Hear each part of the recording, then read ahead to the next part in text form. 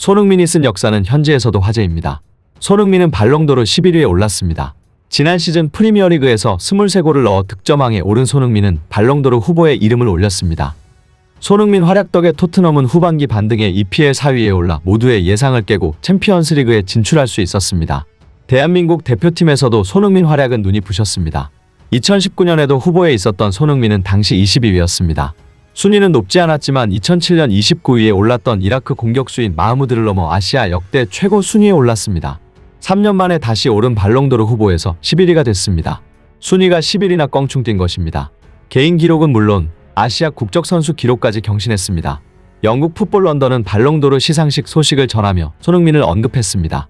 해당 매체는 토트넘 스타 손흥민은 해리 케인과 함께 발롱도르 후보에 있었다. 손흥민은 11위였다. 아쉽게 10위권 안에 들지 못했으나 아시아인 중 역사상 가장 높은 순위에 다시 한번 이름을 올리게 됐다. 라고 조명했습니다. 개인 명성을 높인 손흥민은 클럽 한정 경력 최초 우승을 위해 노력 중입니다. 손흥민은 여전히 토트넘 주축으로 활약하고 있으며 시즌 초반 무득점 행진을 끝내고 다시 날아오른 상태입니다. 그런데 최근 영국 전문가는 에버튼전 손흥민의 특이점을 발견하고 경악을 금치 못했습니다. 토트넘의 레전드 데런 앤더튼은 손흥민이 수비적인 전술에서도 맹활약을 하는 환상적 선수라며 한 장면에 주목한 것입니다. 영국 더선은 손흥민의 활약에 대한 앤더튼의 인터뷰 내용을 소개했습니다. 앤더튼은 지난 1992년부터 2004년까지 토트넘에서 측면 공격수와 공격형 미드필더로 활약했고, 앤더튼은 토트넘에서 셰링엄과 함께 프리미어리그 27골을 합작해 프리미어리그 역대 최다골 합작 기록 5위에 올라 있습니다. 현역 은퇴 이후 미국에서 지내고 있는 데런 앤더튼은 손흥민에 대해 이렇게 말했습니다.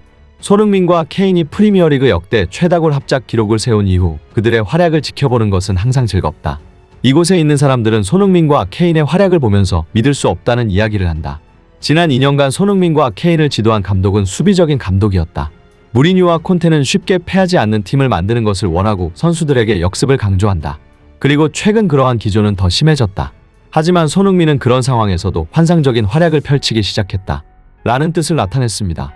손흥민은 페리시치에 희생당하는 와중에도 최고의 활약을 하기 시작했다며 손흥민 특유의 미친 적응력으로 이 상황마저 적응한 것을 극찬한 것입니다. 지난 에버튼전 페리시치가 선발 출전하며 손흥민은 또다시 윙백처럼 뛰었는데 공격 상황에서 동선이 겹치거나 둘 중 한쪽이 오프 더 볼일 때 위치가 좋지 않았습니다.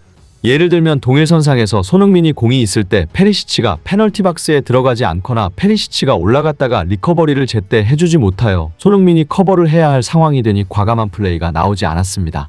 또한 3-4-3은 히샬리송에게 힘을 실어주는 포메이션임에도 오른쪽에서 폼 좋은 도어티를 히샬리송이 따라가지 못했습니다. 그래서 공격 시 왼쪽 편중이 두드러졌고 페리시치와 동선이 겹쳤으며 손흥민은 엎친 데 덮친 격으로 크로스 기계가 되어야 했고 윙백 역할을 해야 했습니다. 그런데 이런 상황에서도 손흥민의 적응력은 놀라웠습니다. 그동안 페리시치와 같이 뛸 때 맞지 않는 역할을 강요받아 컨디션이 저하됐던 손흥민이었는데 에버튼전에서는 희생당하는 역할마저 높은 수준으로 수행하기 시작한 것이었습니다. 손흥민은 에버튼전 전성기 게리 네빌을 연상케 하는 크로스와 후방 조율을 보여주었으며 전문가의 말을 빌리면 페리시치랑 같이 뛰면 슛 찬스가 생기지 않는데도 불구하고 손흥민은 이날 슛 빼고 모든 것을 다 했다고 전했습니다. 손흥민은 페리시치랑 뛸 때 항상 최악의 평점을 받았는데 이번 에버튼에서는 최고 평점을 받았고 손흥민의 적응력은 윙백마저 적응하게 만든 것입니다. 실제로 손흥민은 포체티노 시절부터 감독의 다양한 요구에 100% 부합하는 모습을 보여줬습니다. 포체티노 시절 때 포처로 포지션을 변경해서 완벽히 적응했고 무리뉴 시절에도 선수비 후역습을 도맡는 윙포워드로 월드클래스 활약, 그리고 콘테의 첫 시즌 플레이메이커 역할도 완벽히 소화했습니다. 그리고 지금 페리시치한테 말도 안 되는 희생을 당하고 있는 것도 적응하여 좋은 활약을 보여주고 있는 것이나 다름없는 것입니다. 이에 팬들은 손흥민은 그냥 축구를 잘하는 선수다. 이것이 손흥민이 월드클래스라고 불리는 진정한 이유다. 누구도 쉽게 손흥민처럼 포지션을 바꿔가면서 좋은 활약을 펼칠 수 없다. 라는 반응을 보였습니다. 하지만 손흥민의 진가는 손흥민을 공격적으로 발휘해야 드러납니다. 그런데 최근 콘테는 히샬리송과 쿨루셉스키가 없어도 맨유전 3-4-3을 고수할 것이라는 충격적인 전망이 나왔습니다. 현재 콘테 감독은 공격진 구성 고민에 빠졌습니다. 시즌 초반 손흥민, 케인과 함께 공격 한 자리를 책임지던 히샬리송과 쿨루셉스키가 모두 부상으로 빠졌습니다. 따라서 3-5-2 포메이션 가동 확률이 높아 보였습니다. 콘테 감독은 3-4-3 포메이션이 잘 작동하지 않을 때 이브 비수마를 벤탄쿠르 호이비에르와 함께 중원에 배치하는 3-5-2 포메이션을 썼습니다. 공격 숫자는 줄어도 중원 싸움에서 우위를 점할 수 있고 손흥민, 케인이 더 중앙지향적으로 움직일 수 있어 좋은 경기 내용을 보였고 결과도 가져왔습니다. 하지만 콘테 감독은 3-4-3 포메이션을 고수할 생각입니다. 영국 풋볼 런던의 토트넘 전담 기자 골드는 3-5-2 포메이션을 쓸 때마다 좋았지만 콘테 감독은 메뉴전에서 익숙한 3-4-3 포메이션을 쓸 것 같다 라고 했습니다. 콘테도 사전 기자회견에서 3-4-3 포메이션으로 나서는 걸 선호한다. 루카스 모우라, 브리안 힐, 페리시치는 공격 한 자리에 나설 수 있다 라고 이야기했습니다. 페리시치가 언급된 게 눈길을 끌었습니다. 페리시치는 토트넘에 온 줄곧 윙백으로 기용됐습니다. 주로 좌측 윙백으로 뛰었고 우측 윙백으로도 나선 적이 있습니다. 본 포지션이 윙어이긴 하나 토트넘에서 윙어로 뛰는 건 낯선 장면입니다. 골드 기자는 좌우 다 뛸 수 있는 페리시치 위치에 따라 손흥민 위치도 바뀔 것이라고 했습니다.